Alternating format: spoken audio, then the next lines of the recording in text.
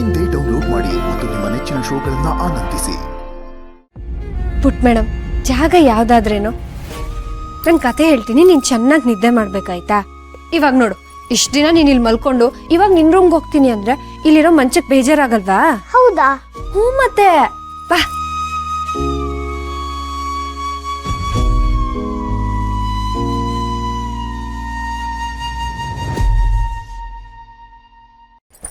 ಕತೆ ಹೇಳು. ಪುಟ್ ಮೇಡಮ್, ಒಂದಾನೊಂದ್ ಕಾಲದಲ್ಲಿ ಒಬ್ಳು ರಾಜ್ಕುಮಾರಿ ಇದ್ಲಂತೆ. ಹೋಗು, ನೀನ್ ಯಾಕೆ ಬಂದೆ? ಹೋಗು ಇಲ್ಲಿಂದ, ನೀನ್ ಹೊರಟೋಗು. ಪುಟ್ ಮೇಡಮ್, ಹಾಗೆಲ್ಲ ಕೋಪ ಬೇಡ, ನೀನ್ ಹೋಗು, ನೀನಿಂದ ಹೋಗು. ದುರ್ಗಾ, ನೀನು ಹೊರಳ ಮಲಗ್ಸು.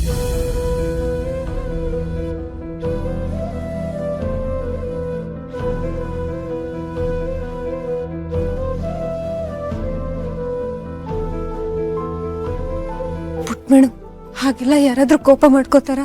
ದುರ್ಗಾ, ನೀನೀಗ ಅವ್ರ ಬಗ್ಗೆ ಮಾತಾಡ್ಬೇಡ.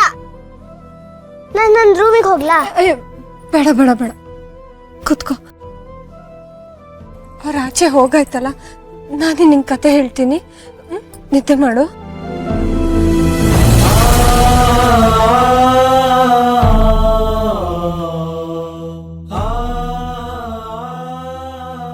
ಒಂದಾನೊಂದ್ ಕಾಲದಲ್ಲಿ ಒಬ್ಳು ರಾಜ್ಕುಮಾರಿ ಇದ್ಲಂತೆ.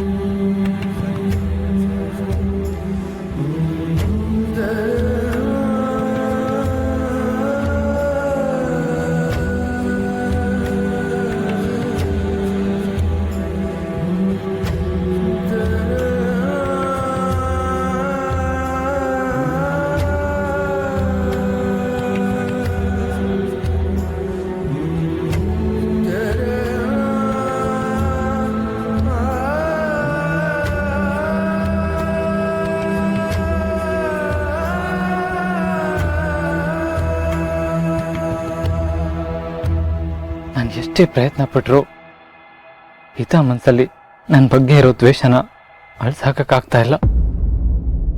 ಹತ್ರ ಹೋಗ್ತಾ ಇದ್ದೀನಿ ಅಂತ ಅನ್ನೋ ಅಷ್ಟರಲ್ಲಿ ಮಧ್ಯ ಒಂದು ಗೋಡೆ ತರ ಬಂದ್ಬಿಡುತ್ತೆ.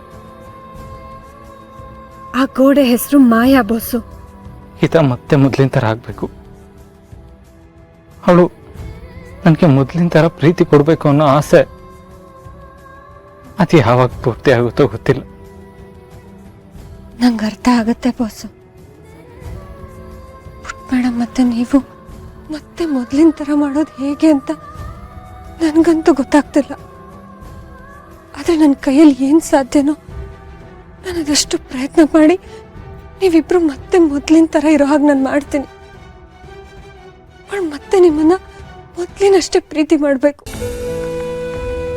ಹಾಗಾಗೋದಕ್ಕೆ ನಾನು ಪ್ರಯತ್ನ ಪಡ್ತೀನಿ ಬಾಸು.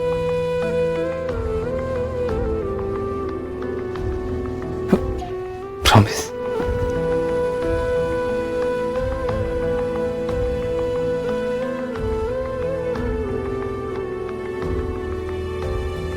ಪ್ರಾಮಿಸ್.